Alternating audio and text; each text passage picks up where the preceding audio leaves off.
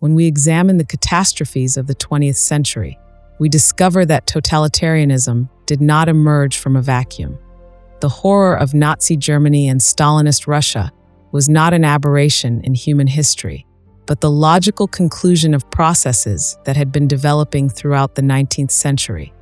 What made these regimes possible was not merely the ambition of dictators or economic crisis, but something far more insidious: the systematic dismantling of the political world itself. Imperialism, with its promise of endless expansion and its treatment of entire populations as superfluous, created the conditions in which politics, the space where humans act together as equals, could be utterly destroyed.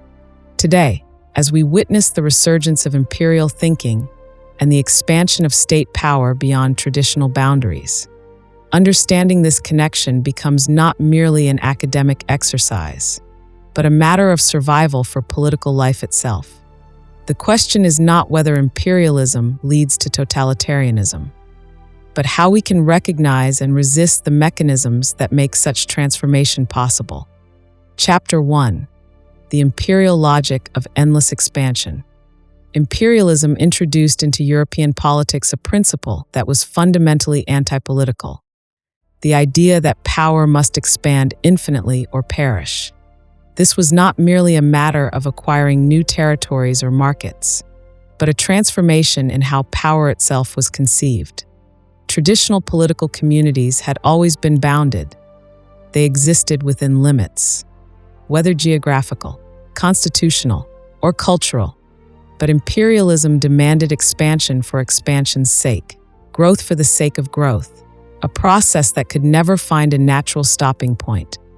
I witnessed firsthand how this logic corrupted political thinking. When expansion becomes the primary goal, everything else, law, custom, the rights of citizens, becomes subordinate to the demands of growth. The imperial bureaucracy that governed distant colonies according to administrative efficiency rather than political principle became the model for governance everywhere. What we saw emerging was a form of rule that was essentially lawless, not because it broke existing laws, but because it operated according to principles that transcended all particular legal systems. This endless expansion required a new type of human being: the imperial administrator who could function effectively in any context, who had no particular attachment to place or tradition. These rootless individuals, freed from the constraints of belonging to any specific political community, became the prototypes for what would later emerge as the totalitarian functionary. They developed what I came to understand as a fundamental thoughtlessness, an inability to think critically about the consequences of their actions because they had been trained to see themselves merely as instruments of a larger process. The economic dimension of imperialism was crucial, but not in the way Marx understood it. The problem was not simply capitalist exploitation, but the transformation of politics into economics. When the health of the body politic is measured solely by economic expansion, political questions become technical problems to be solved by experts rather than matters for public deliberation. The citizen disappears, replaced by the economic man who exists only to produce and consume. What made this transformation so dangerous was its apparent reasonableness. Who could argue against progress, efficiency, the spread of civilization? But what was really happening was the systematic destruction of the conditions that make political life possible. Where imperialism triumphed, the public realm, that space where humans can appear before one another as unique individuals, withered away, replaced by the smooth functioning of administrative processes that treated humans as material to be organized and managed. Chapter 2: The Birth of the Superfluous Human Being. Perhaps the most ominous development within imperialism was the creation of entire categories of human beings who were deemed superfluous, not needed for the economic or political processes of the expanding system. This was not simply a matter of unemployment or poverty, conditions that had always existed, but something qualitatively different: the systematic production of human beings who had no place in the world. In the colonies, this manifested as the treatment of indigenous populations as obstacles to be removed or resources to be exploited. But the real significance of this development became clear when the same logic was applied within Europe itself. The millions of stateless persons created by the collapse of empires after World War I represented a new phenomenon in human history. People who existed outside any political community, who had no rights because they belonged nowhere. I experienced this condition personally during my years of statelessness.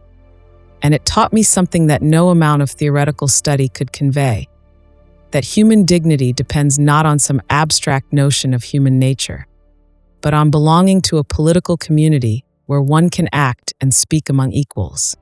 When you lose your place in the world, you discover that what we call human rights are meaningless without a political framework to guarantee them.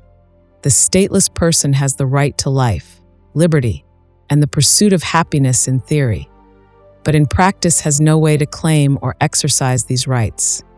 What made this situation so dangerous was not just the suffering of the stateless themselves, but what their existence revealed about the nature of political communities. If millions of people could be rendered superfluous without threatening the stability of the system, this suggested that membership in political communities had become contingent and revocable.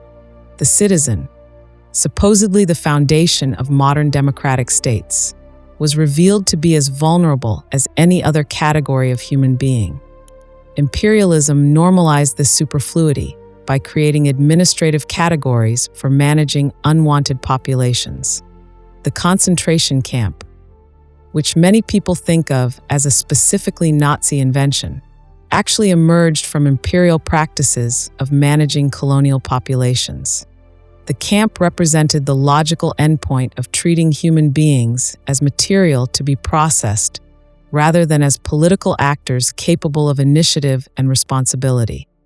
The bureaucratic machinery that developed to handle superfluous populations became increasingly sophisticated and autonomous. What began as practical measures for dealing with inconvenient people evolved into a comprehensive system for managing human material according to abstract principles of efficiency and utility. The administrators who ran these systems did not need to be particularly cruel or ideological. They simply needed to be competent at their jobs. This is what I came to understand as the banality of evil, not dramatic moral corruption, but the thoughtless implementation of systems that treat human beings as things. Chapter 3: When Law Becomes Administration. One of the most insidious aspects of imperial rule was how it transformed law from a framework for political life into a mere instrument of administration. In traditional political communities, law serves to establish a stable world within which humans can act and speak together as equals. But imperial rule required a different kind of law, one that could be adapted quickly to serve the needs of expansion and administration rather than the requirements of justice or political stability. This transformation was most visible in the colonial territories, where European powers ruled not through established legal traditions, but through decree and administrative convenience.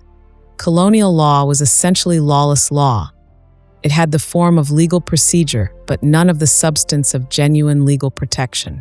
What mattered was not whether actions were just or unjust, but whether they served the administrative goals of the imperial system. But the corruption of law under imperialism was not limited to the colonies.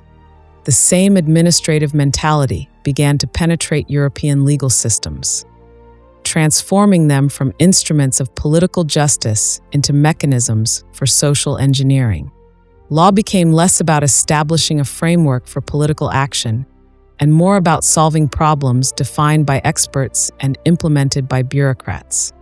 Consider how you experience law in your daily life. How often do you encounter it as a framework that protects your capacity to act politically? And how often do you experience it as a set of regulations designed to manage your behavior according to someone else's conception of social utility? When law becomes primarily administrative, citizens become subjects, not in the old monarchical sense, but in the modern bureaucratic sense of being subject to management by experts who know better. This transformation has profound implications for political freedom. Freedom is not simply the absence of restraint, but the presence of a stable world within which meaningful action is possible. When law becomes primarily administrative, this stable world disappears, replaced by a fluid environment that can be reorganized at any moment according to the latest expert opinion or administrative convenience. The imperial model of administration also introduced the concept of emergency powers that transcend normal legal limitations. Colonial administrators needed to be able to act quickly and decisively in situations that could not be anticipated by existing legal frameworks. This created a precedent for suspending law in the name of higher necessities. Exactly the kind of precedent that totalitarian movements would later exploit to destroy political life entirely. What made this development so dangerous was its apparent reasonableness. Who could argue against efficiency, expertise, the need for flexible responses to complex problems? But what was really happening was the systematic erosion of the distinction between law and administration, between political action and technical management. When this distinction disappears, politics itself becomes impossible, leaving only the smooth functioning of administrative processes guided by the logic of expansion and utility. Chapter 4. The dissolution of classes into masses. Imperialism did not merely exploit existing social structures. It systematically destroyed them, dissolving the traditional class system that had provided the foundation for European political life. This was not an accidental byproduct of imperial expansion, but a necessary consequence of the imperial logic itself. Traditional classes, aristocracy, bourgeoisie, working class, were rooted in particular places and traditions. They had distinct interests, cultures, and political orientations that made genuine political conflict and debate possible. But imperial expansion required a different kind of human material. Individuals who could function effectively anywhere, who had no particular attachments that might interfere with the demands of administration and expansion. The imperial bureaucracy needed people who could be transferred from London to Cairo to Hong Kong without losing their effectiveness. Rootless individuals whose primary loyalty was to the system itself rather than to any particular community or tradition. This process created what I call the mob.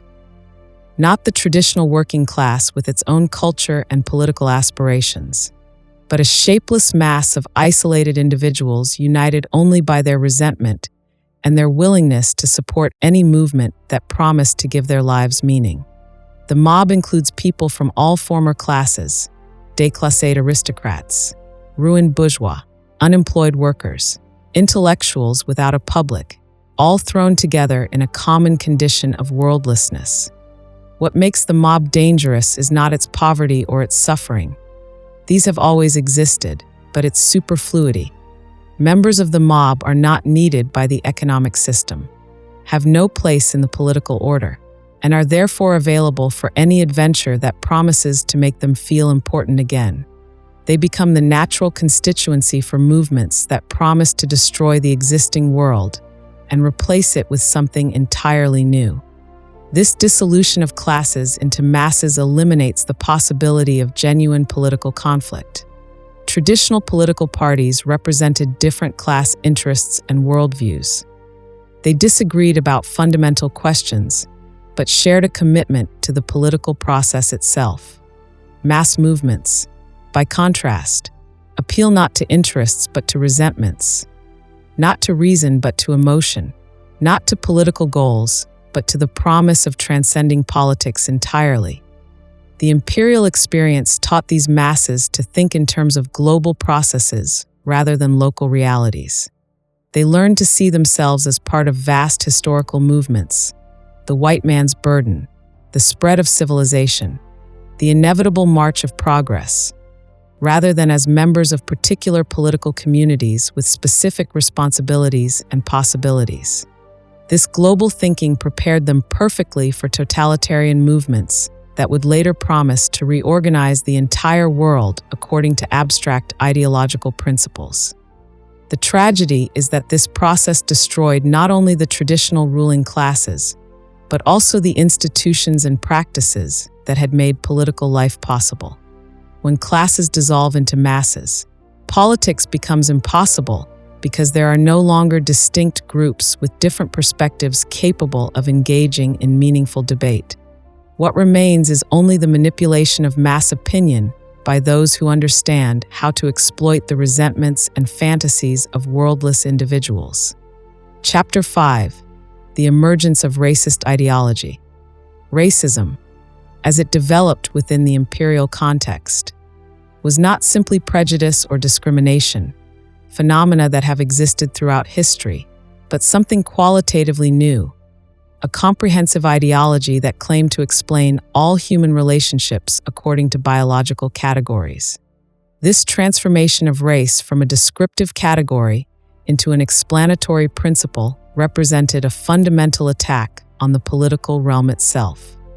Traditional political communities had always dealt with human differences, cultural, religious, economic, through political means, debate, negotiation, the establishment of common laws and institutions that could accommodate diversity while maintaining unity.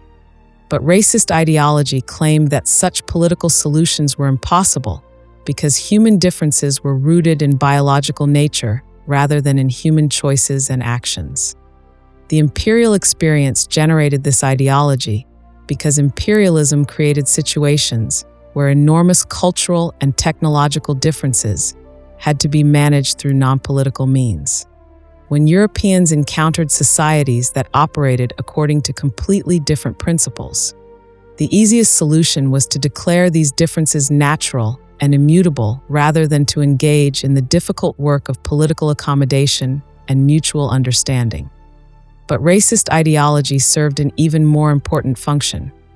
It provided a justification for treating human beings as material to be managed rather than as political actors capable of initiative and responsibility. If human behavior is determined by racial characteristics, then politics becomes unnecessary. What matters is not what people choose to do, but what their racial nature compels them to do. Think carefully about how this logic operates in your own experience. When we explain someone's behavior by reference to their race, gender, class, or nationality, we are essentially denying their capacity for political action.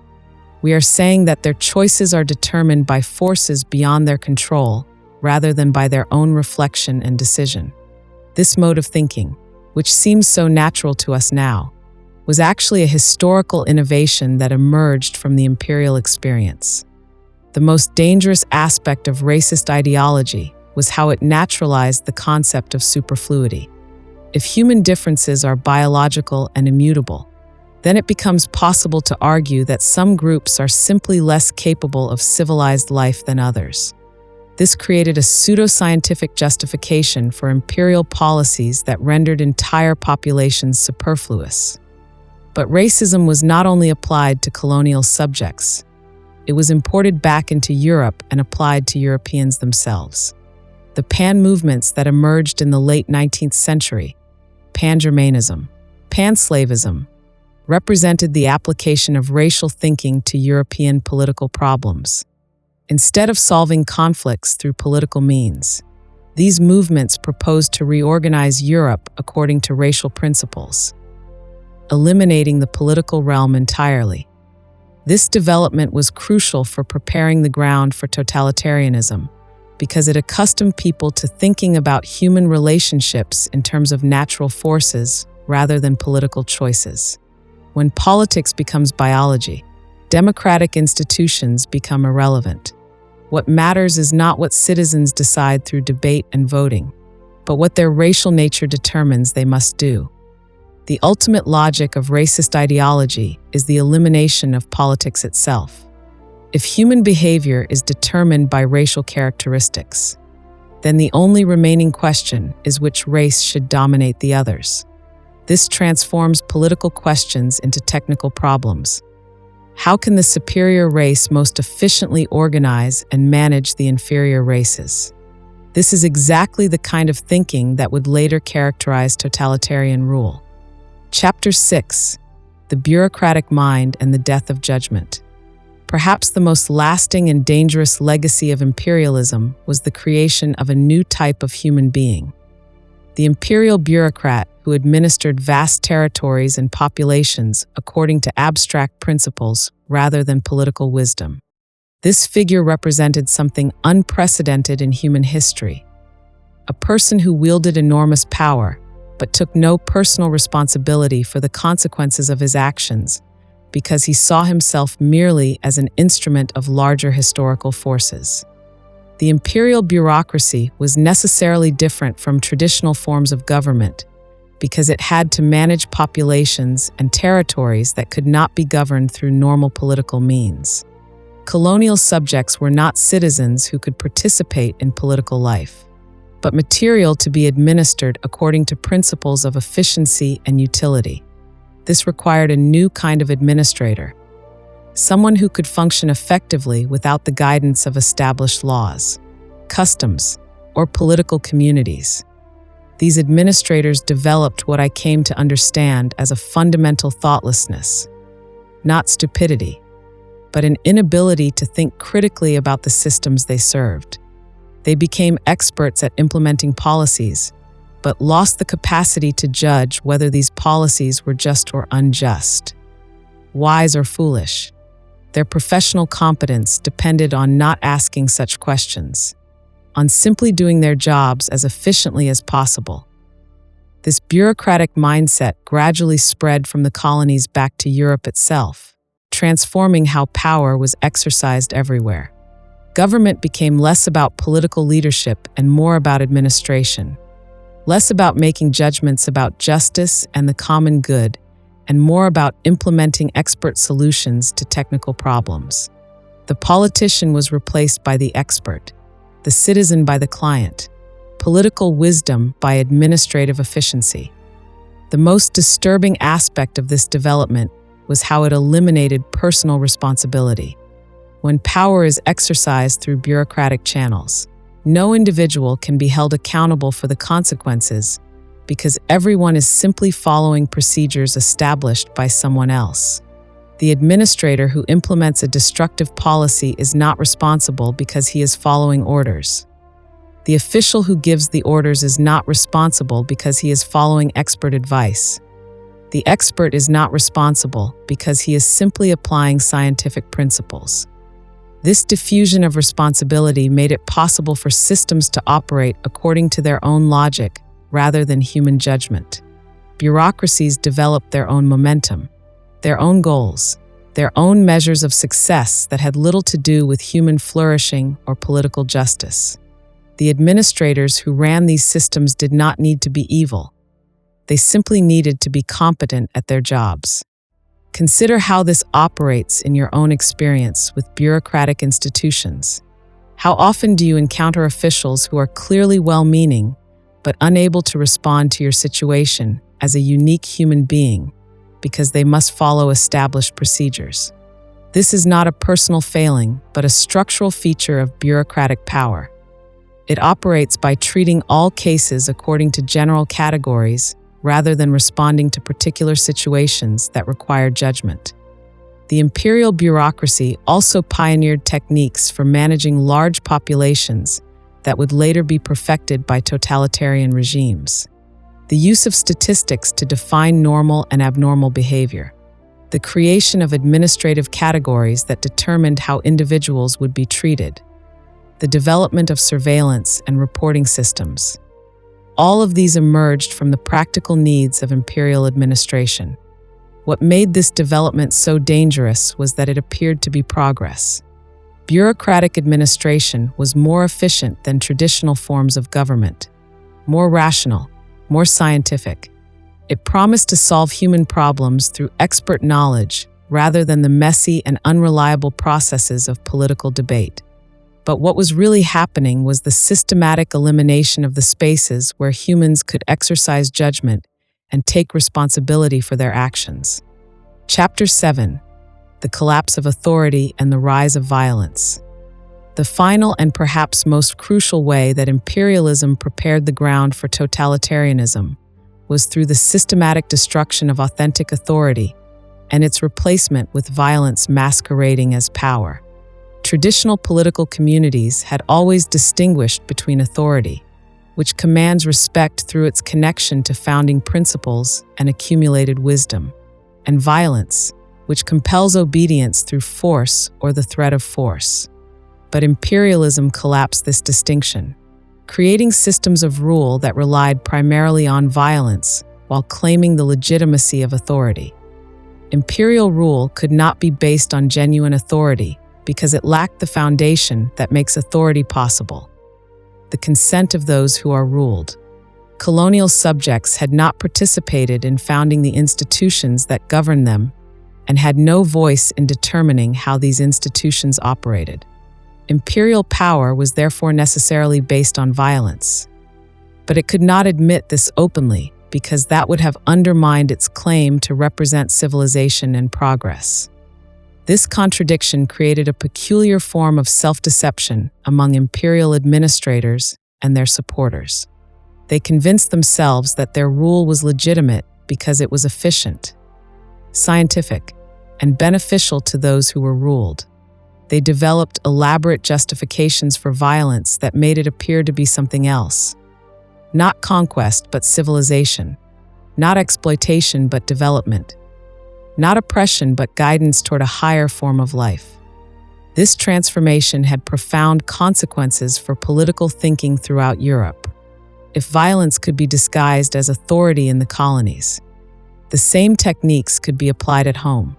Political problems that had traditionally been solved through debate and compromise could now be solved through the application of superior knowledge and more efficient administration. The expert replaced the statesman. Technical solutions replaced political wisdom, and efficiency replaced justice as the primary criterion for evaluating government action. The collapse of authority also eliminated the stability that makes political action possible. Authority provides a foundation that allows people to act together over time, knowing that their actions will have lasting consequences in a world that will continue to exist. But when authority is replaced by violence, this stability disappears. Everything becomes contingent on the current balance of forces rather than on established principles and institutions. This instability created exactly the conditions that totalitarian movements would later exploit. When people lose confidence in the authority of existing institutions, they become available for movements that promise to create entirely new forms of order based on superior principles. The totalitarian promise to create a new world becomes attractive precisely because the old world has lost its authority and appears to be held together only by force and habit. The imperial experience also taught people to think of politics in terms of friend-enemy distinctions rather than the more complex relationships that characterize genuine political life. In the colonies, the fundamental division was between rulers and ruled, civilized and primitive, us and them. This binary thinking prepared Europeans for the even more radical simplifications that totalitarian movements would later impose. Aryan and non-Aryan, communist and bourgeois, the people and the enemies of the people. What makes this development so tragic is that it destroyed not only bad institutions, but also the human capacity for creating good ones.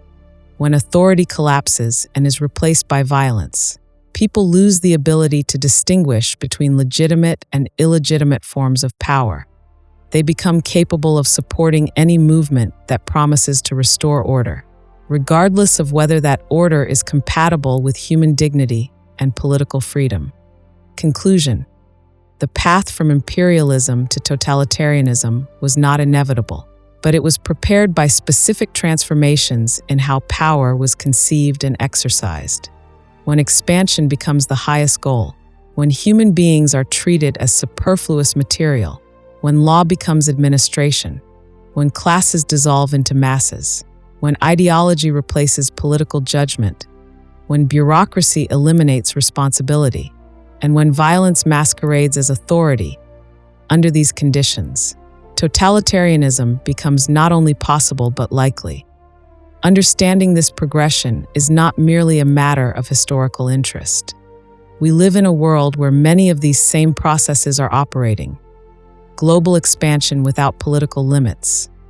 Populations rendered superfluous by economic and technological change. The transformation of citizens into clients of administrative systems. The rise of mass movements that promise to transcend politics. The replacement of judgment with expertise. And the erosion of institutional authority. The question is not whether we can prevent the past from repeating itself, but whether we can recognize these processes and respond to them politically, through action taken together in public spaces, where we can appear before one another as unique individuals capable of beginning something new. This is our responsibility, to preserve the conditions that make such action possible, not as a guarantee against catastrophe, but as the only way human beings can live with dignity in a common world.